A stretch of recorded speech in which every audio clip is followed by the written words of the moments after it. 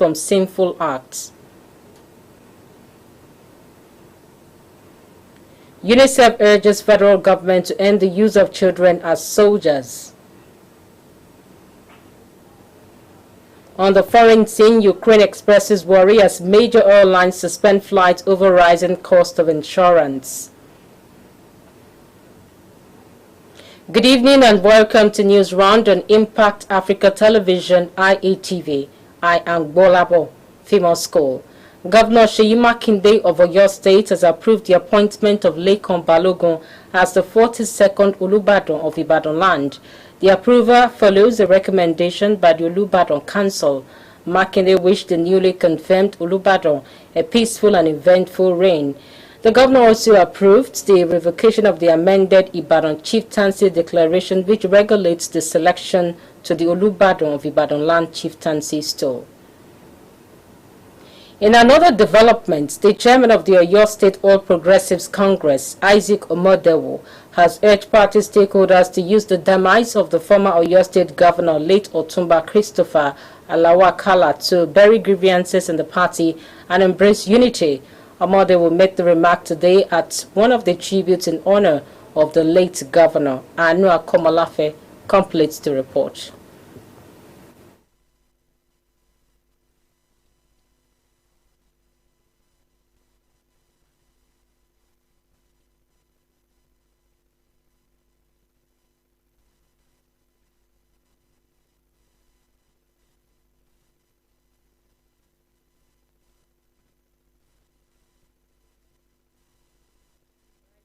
Details of that report in our subsequent bulletin. The Academic Staff Union of Universities, ASU, has declared a nationwide strike. Speaking with newsmen today, the president of the union, Emmanuel Oshedeke, said the strike, which takes effect from today, will last for an initial period of 4 weeks. According to him, the union has tried to avoid the strike, but the federal government is unresponsive to its demands. He noted that the union will not relent in its responsibility of advocating for an improved university system. Oshedeke also faulted the creation of new universities, adding that the federal government proliferates educational institutions without prioritizing education. Oshedeke further described the promotion of the Minister of Communications and Digital Economy, Isa Ali Patami, as a professor as illegal. In the meantime, the National Association of Nigerian Students has condemned the nationwide strike embarked upon by the Academic Staff Union of Universities. In a statement today, the president of the association, Asef for Sunday, faulted the federal government and ASU for the failure to resolve their issues amicably without resorting to strike. Asef added that the association will stage a nationwide protest to demonstrate their dissatisfaction.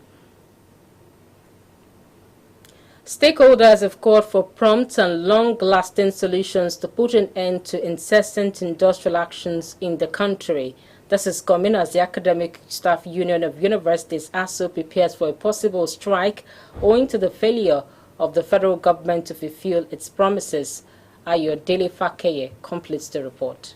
A renewed call for a lasting solution to the incessant strikes in the country's tertiary institutions has now more than ever gained traction. This is just as the Academic Staff Union of Universities has directed all its chapters to inform the public on the possibility of an industrial strike, as the national leadership of the union declared a lecture-free day on February 7 in preparation for a possible showdown with the government. The new threat comes less than a week after President Muhammadu Buhari pledged the commitment of his administration to fulfilling the agreement with the union. However, Impact News crew who went round the University of Ibadan realized that the institution did not observe the lecture-free day. In reaction to the lecture-free day directive, the public relations officer of the University of Ibadan Students' Union, Michael Ajibola, said lectures are ongoing in the institution, stressing that the actions of the stakeholders are not in the best interest of the students. Here in the University of Ibadan, we are still having classes and it is not effective yet, because this morning I've had a class and students are going for their classes as well. And the student union stands concerning this work-free day is that we wouldn't want another strike. We wouldn't want another strike in this season because school is just resuming.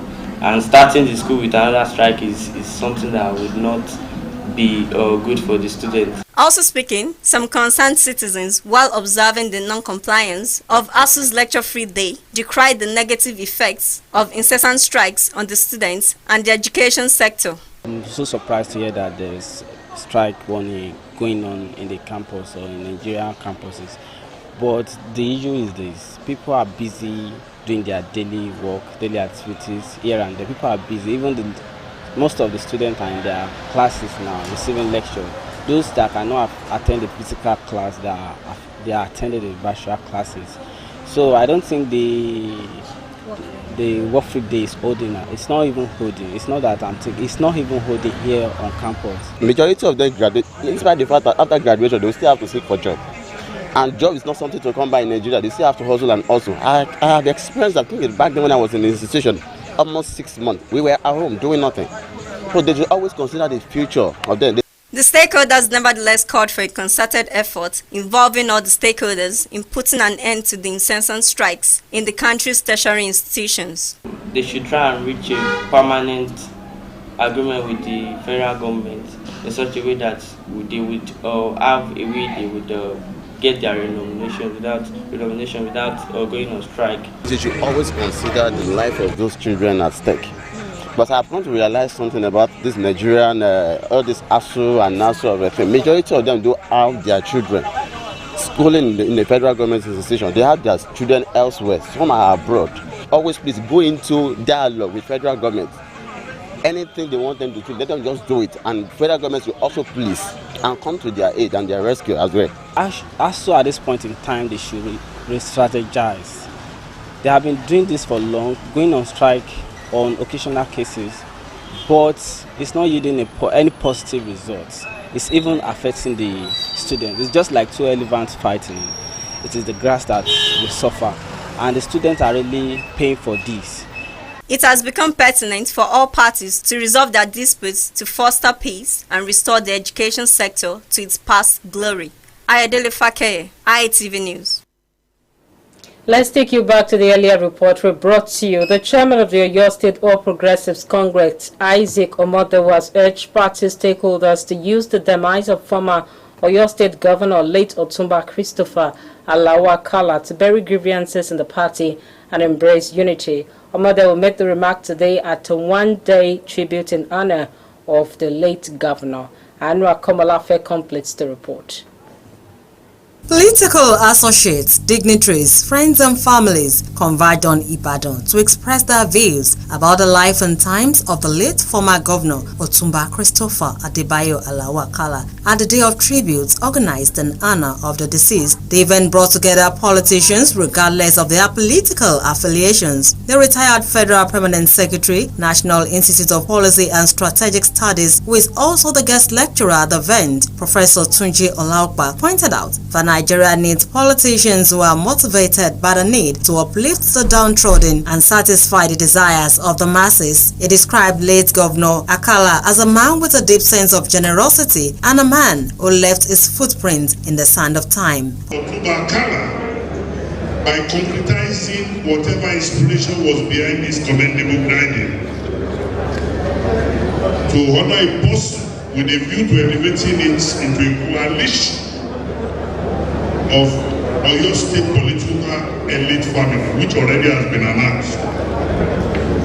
It is significant that this alliance is convoked in honor of Otumba Alawa Kala, this being a solid testament to one defining feature of his live and let live politics. Politicians and dignitaries took turn to bear their minds on the life and times of the former governor. Governor Kala was a typical example in native wisdom, and these are critical elements you need if you are going to succeed in governing a state like Oyo State. Epitome of everything, political, social, life, he made. Like any other human being, you can ask his flaws, just like me and you. But when you look at the track record he made within 71 years,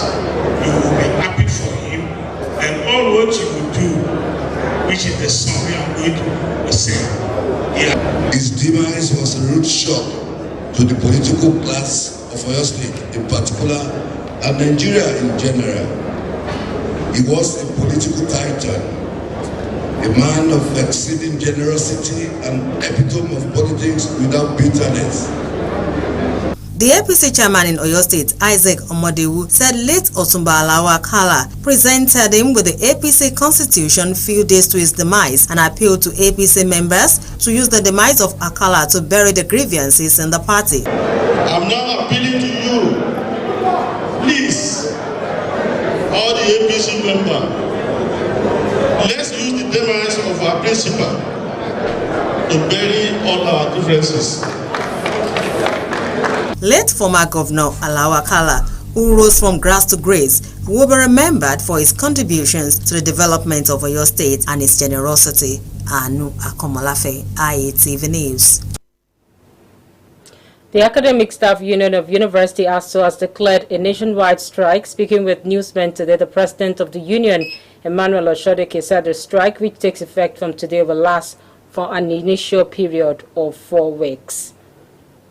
Stakeholders have called for prompt and long-lasting solutions to put an end to incessant industrial actions in the country. All right, this is coming as Academic Staff Union of University ASU prepares for a possible strike owing to the failure of the federal government to fulfill its promises. The West African Examination Council has released the results of the 2021 Second Series West African Senior School Certificate Examination for private candidates. Speaking with newsmen today in Lagos office, the council's head of the national office, Patrick Arega, said the examination was conducted at the same time throughout the 5-member countries, including Nigeria. Arega explained that 52,973 candidates registered for the examination. He added that 48.61% of the total number of candidates that took part in the examination secured credits in 5 subjects, including English language and mathematics. Arega also disclosed that the non-availability of the national identification number will not stop candidates from sitting for the next examination. It will be noted that the examination took place from the 12th of November to 22nd of December last year. A clergyman, Peter Danladi, has cautioned the youth to desist from indulging in sinful acts, especially fornication, while celebrating the Valentine's Day. Speaking with newsmen today in Kubwa, Abuja, Danladi advised the young people to be more dedicated to building a viable relationship which can lead to marriage. He also called on married couples to use this day to amend issues in their marriages, create a bond that will not be broken, and pray together always. The cleric advised Nigerians to show goodwill and love during and after the Valentine's Day. Danladi urged the public to demonstrate love towards their neighbors irrespective of religious, ethnic, and political leanings, stressing that love is required to build a strong nation. As Nigerians join their counterparts to celebrate the season of love, the Valentine's Day, stakeholders have urged the youth to desist from indecent acts and divisive sentiments. They called on Nigerians to embrace peace and show love to one another at all times. Ayodele Fake completes the report. The Valentine's Day is a day celebrated on the 14th of February every year in honor of the 3rd century Roman saint, Saint Valentine. Due to later folk traditions, Valentine's Day has become a crucial cultural, religious, and commercial celebration of romance and love in many parts of the world. On this special day, people confess their feelings to a love interest and tell them how much they are admired. Couples also make each other feel special by sharing warmth and affection with gifts, wishes, and red roses presented as a symbol of beauty and love. Basking in the euphoria of the Valentine's Day, one of God's commandments, you must love. Valentine's Day, the day recognized as a significant celebration of romance and love across the globe, is celebrated every 14th of February. Although history has it that there are numerous stories associated with the day, its frequent observance among couples is the presentation of gifts. Some take their loved ones out to dinner, some do a bit of sightseeing, while others plan a surprise. Speaking on the celebration of Valentine as well as the mood of the day, some social commentators, Kayode Adetunji and Winnie Odofin, said the state of the nation, and economic constraints are the reasons behind the low turnout of people at major attraction sites for Valentine's celebration. I think it has to do with the state of the country. I don't think there's money in town, and most people don't have money the way they should, so celebrating is still shaking too. But I think everybody should focus on trying to make each other better, or trying to make themselves better. You know, the youth nowadays, they want to make money, they want to do this, they want to chill, they want to ball, which I feel that's not the best way to go about it. There are going to be time for people to chill, there are going to be time for you to ball. But right now, I think we need to make money in a legit way. I think it's boring. I guess people are not taking it serious because of brokenness and stuff like that. I think it's not about sexual act or something. I think it's about just giving gifts to the loved ones, to someone you love, I think, and sharing love makes someone happy. Even if it's your neighbor, it doesn't mean it has to be your boyfriend or your husband or something. Also speaking, the Ekefa Olubadan of Ibadan land, Oloye Lekan Alabi, while tracing the history, said there is no set rule on how to express love. However, the focus should be on the show of true love. It's a foreign culture. Roman, yes, but above all, love, emotions should not be tenured. That is, there shouldn't be a specific day for you to love someone. You should love anyone, and that's one of God's commandments. You must love for eternity, unless there is legal or other reason to terminate a friendship. I don't believe in all this mechanical celebration, no. On her part, a parent, Remi Alade, who explained that although Valentine being a day that celebrates companionship, affection, and appreciation, said the day does not obligate anyone to perform sexual acts. We should love one another, not necessarily having sex. So it's an advice to our youth. They should not take the opportunity of a Valentine to be doing all sorts of things that are not good, that a good child should not do.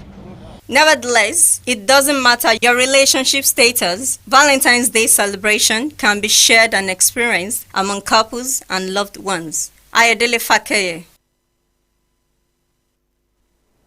As the Valentine's Day is celebrated on the 14th of February every year in honor of the 3rd century Roman saint, Saint Valentine, Impact Business Radio and Impact Africa Television has organized a special Valentine program to share love and memories with the people. Taiwo Olariwacho has details. The Valentine's Day is a day celebrated on the 14th of February every year in honor of the 3rd century Roman saint, Saint Valentine. Due to later folk traditions, Valentine's Day has become a crucial cultural, religious, and commercial celebration of romance and love in many parts of the world. On this special day, people confess their feelings to a love interest and tell them how much they are admired. Couples also make each other feel special by sharing warmth and affection with gifts, wishes, and red roses presented as a symbol of beauty and love. Basking in the euphoria of the Valentine's Day, Impact Business Radio and Impact African Television organized a special Valentine program to share love and memories with the people. Speaking on the essence of the celebration, Dr. Adefunke Ekene said the Valentine's Day reflects true love more than feelings. Adefunke added that love is a commitment in good and bad times. As we are celebrating Valentine's Day, let's ask ourselves, what am I living for?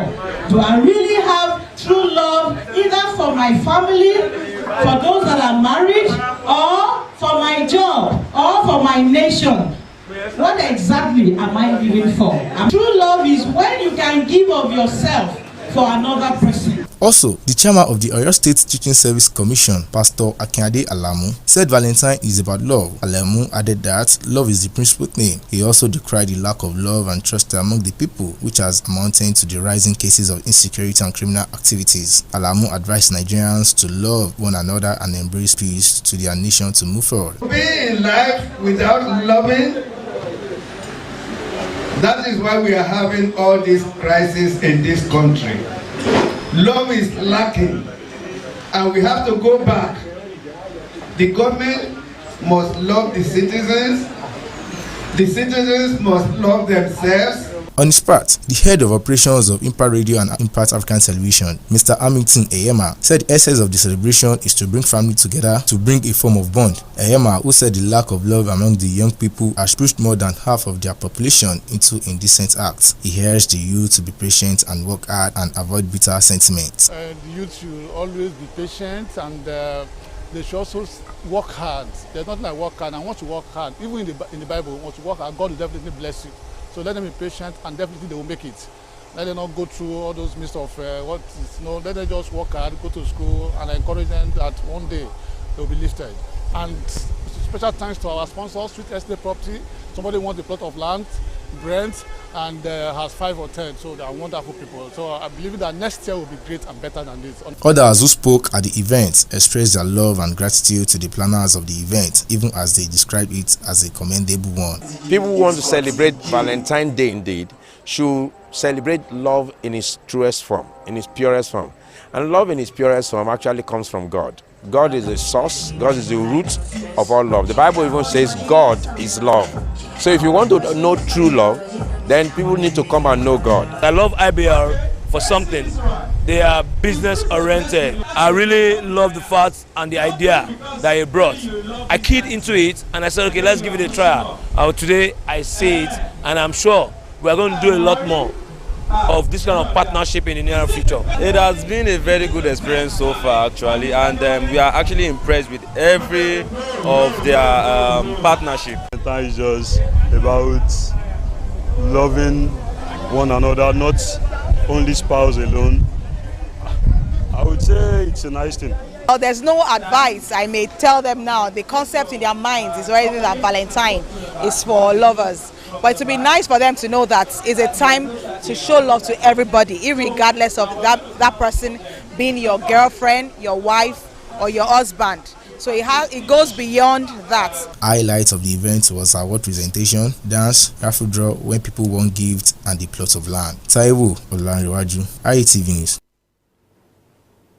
The United Nations Children's Fund, UNICEF, says more than 8,000 children have been recruited and used as child soldiers in different roles by armed groups across Nigeria. At a statement today to commemorate this year's International Day Against the Use of Child Soldiers, the organization called for an end to the recruitment and use of children as soldiers. UNICEF's field officer in Maiduguri, Pyongyang Ogonye, said for 13 years, armed conflict in Northeast has claimed thousands of lives, disrupted livelihoods and access to essential services for children and their families. According to her, nearly 1 million homes and 5,000 classrooms have been razed in the conflict. Ogunye said it is unacceptable that girls and boys continue to serve on the front lines of a conflict which they did not start. Ogunye also called for the release of children in the custody of such groups, adding that the organization will continue to ensure that children do not suffer the worst impact of conflicts. A magistrate court sitting in Akure, the Ondo State capital, has sentenced 36-year-old Okpeyemi Omoyemi to 4.5 years in prison for inflicting serious body injuries on a 12-year-old home help, Joel Sunday. Omoyemi was arraigned before the court on a 5-count charge bordering on attempted murder, child abuse, violence against persons, prohibition, and child trafficking. The Chief Magistrate of the court, Oluwafunmilayo Edwin, while delivering his judgment, said the defendant inflicted a grievous harm on the boy. Magistrate Edwin also said the sentence will run while the defendants will be tried on the 13th of April, the other 3-count charges on which she pleaded not guilty.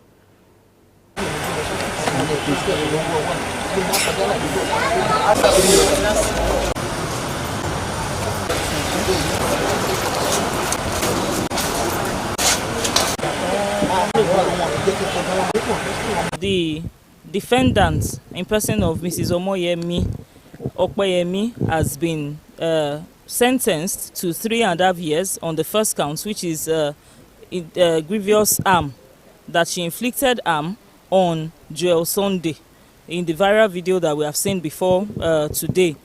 Then for the second one, which is count 5, that is 1 year imprisonment. The implication of this is that the sentence of the court will run and then she has to still come back to court on April 13th to for the trial of the other count 3. I'm candid. I think the magistrate has not heard. The magistrate is fair, going by what has happened, but we will do the needful at the appropriate time. Very pleased with with the outcome of the court today, because it's so dehumanizing that a child of 12-year-old will have to go through that kind of pain. And today, Ondo State government, the judiciary, has told us that it is no longer acceptable for anybody to brutalize or dehumanize any child. If you do such, the long arm of the law is waiting for you. So we are pleased that this is going to serve as deterrent to others.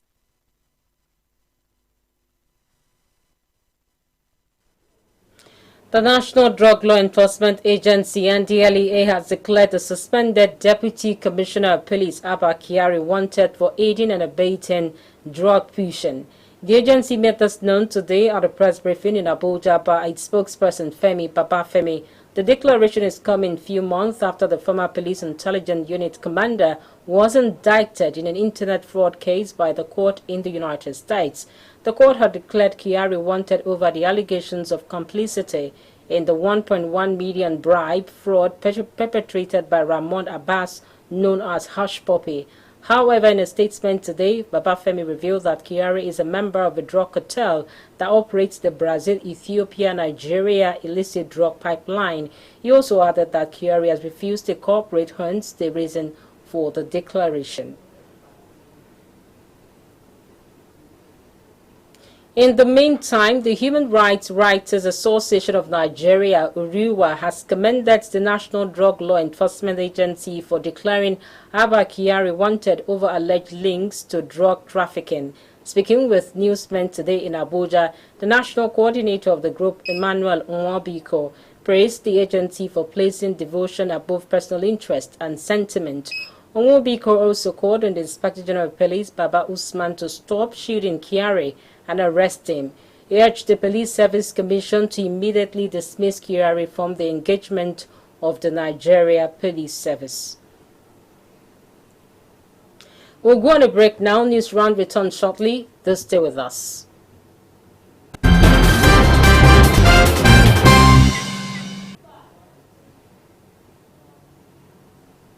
Welcome back. You're still watching News Round on Impact Africa Television, IATV. Now the rest of the news. The National Primary Healthcare Development Agency has signed a memorandum of understanding with a human rights organization under the aegis of Connected Development to strengthen and foster health sector accountability in the country. This is as it noted that 80% of the primary health centers in the country are substandard, unfit to store and effectively administer COVID-19 vaccines. Speaking with newsmen today after signing the agreement, the Communications Associative Group, Seun Durojaye, described it as a vital step towards expanding the tackling and evaluation of primary health care centers across the country. She said the agreement will also provide an opportunity for the group to inform its advocacy in canvassing for improved primary health care infrastructure and service delivery. Durojaye added that the group, through the COVID-19 Transparency and Accountability Project, is committed to tracking all resources from the public sector, private, multilateral, and bilateral donors committed to the COVID-19 pandemic. Coming up next is stories from the exciting world of sports.